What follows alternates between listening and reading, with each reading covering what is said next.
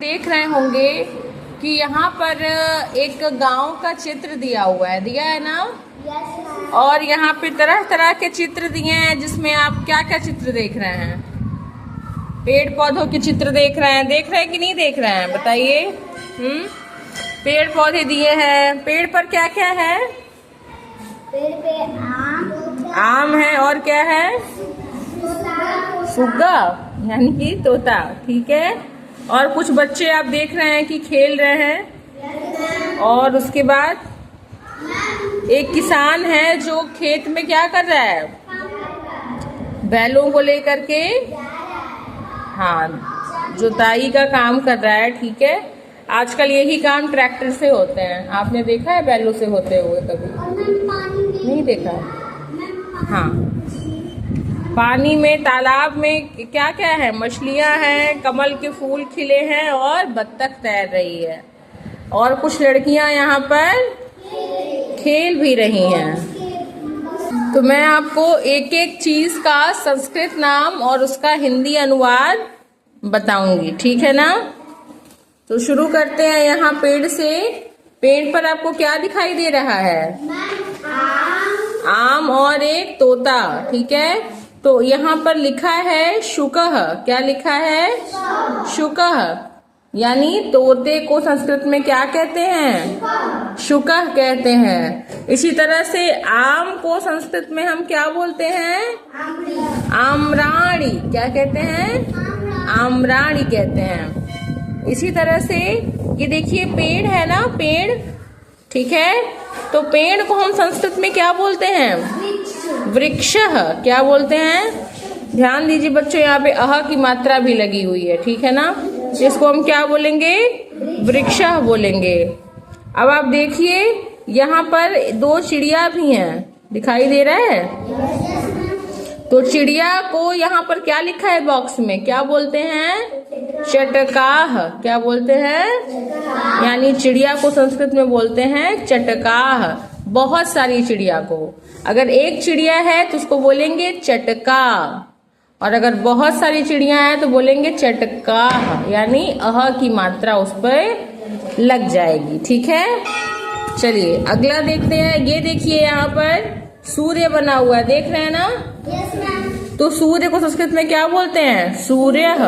क्या बोलते हैं? सूर्यः। फिर ये जो आप देख रहे हैं, जो खेत आप देख रहे हैं, खेत जो दूर तक फैले हुए हैं, खेत को संस्कृत में कहते हैं क्षेत्रम। क्या कहते हैं? क्षेत्रम। ठीक है ना? खेत, जिसका बिगड़ा हुआ रूप है हिंदी में खेत, और उसको संस्कृत में क्या बोलते हैं? क्षेत्रम। ठीक है ना? हाँ। उसके बाद देखो यहाँ पर दो बैलों की जोड़ी दिखाई दे रही है आपको। पहले के जमाने जब आप लोग अभी बहुत छोटे रहे होंगे, या शायद आपका जन्म भी नहीं हुआ होगा, उस टाइम ट्रैक्टर वगैरह बहुत कम ही लोगों के पास थे। तब किसान खेतों को कैसे जोतते थे? बैलों से और हल से जोतते थे। हाथ से हल पड़ते हैं ना, बैलों में ही हल को लगा करके। अब देखिए यहाँ पर लकड़ी का एक हल यहाँ पर लगा हुआ है, किसान के हाथ में उसका एक सिरा पकड़े हुआ है ना किसान। तो किसान पीछे पीछे चलता था और बैल आगे आगे चलते थे, और खेतों की जुताई होती थी। लेकिन आज वही काम ट्रैक्टर से होता है, और पीछे वो देखते हो ना, ट्रैक्टर के पीछे लगे होते हैं, मशीन लगी होती है। ठीक है। तो जल्दी भी हो जाता है और कम समय भी लगता है उसमें। तो वृषभौ मतलब क्या होता है? दो बैल। क्या क्या होता है? वृषभ का मतलब एक बैल, और वृषभौ का मतलब दो बैल। ठीक है। उसके बाद देखो ये किसान है। किसान को संस्कृत में क्या बोलते हैं? कृषकः। क्या बोलते हैं? कृषकः यानी किसान। फिर यहाँ पर दो घर आपको दिखाई दे रहे हैं, है ना? घर। तो इसे हम घर को संस्कृत में क्या बोलेंगे? गृहे। क्या बोलेंगे? गृहे। ठीक है। दो घर हैं तो दो घरों को गृहे। एक घर होगा तो गृहम। ठीक है। दो घर होगा तो गृहे। बहुत सारे घर होंगे तो गृहाणि। ठीक है ना? इस तरह से हम अनुवाद करते हैं। फिर यहाँ आप देखिए बच्चों, लड़कियां खेल रही है ना, कुछ बच्चियां खेल रही हैं, तो लड़की को हम संस्कृत में क्या कहते हैं? बालिका। क्या कहते हैं? बालिका। और अगर बहुत सारी लड़कियां हो तो क्या बोलते हैं? बालिकाः। मैंने बताया ना आपको, अहा की मात्रा लग जाती है जब बहुत सारी चीजें होती हैं तो।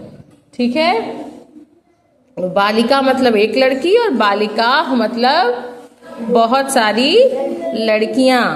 फिर नीचे आइए, लड़कियों के पास एक मेढक भी है, दिखा सबको? मेढक किस रंग का है? हरा रंग का है, हरे कलर का है ना, ग्रीन कलर का है। तो इसको क्या बोलेंगे संस्कृत में? मंडूकः। क्या कहते हैं? मंडूकः कहते हैं। क्या कहते हैं संस्कृत में? मंडूकः। अब आइए तालाब के पास। तालाब में आपको क्या क्या दिख रहा है? कमल दिख रहा है। कमल को संस्कृत में क्या बोलते? बहुत सारे कमल हैं कि एक कमल है? बहुत सारे हैं, 3 कमल हैं। तो हम बहुत सारे कमल के लिए क्या लिखेंगे? कमलानि लिखेंगे। कमलानि क्या होगा? हाँ, कमलानि। एक कली आपको दिख रही होगी, दिख रही है ना छोटी सी कमल की कली, तो उसको क्या बोलेंगे? कलिका। क्या बोलेंगे? कलिका। और क्या दिख रहा है बताओ? मछलियां दिख रही है ना बहुत सारी, तो इसको क्या बोलेंगे? मत्स्याः। क्या पढ़ेंगे? मत्स्याः। आहा की मात्रा भी लगी है, ध्यान देंगे। ठीक है, मत्स्या। फिर नेक्स्ट है वर्तकः, यानी कि बत्तख। ठीक है, तो आपको समझ में आ गया होगा ना कि हम इन चीजों को संस्कृत में क्या कहते हैं।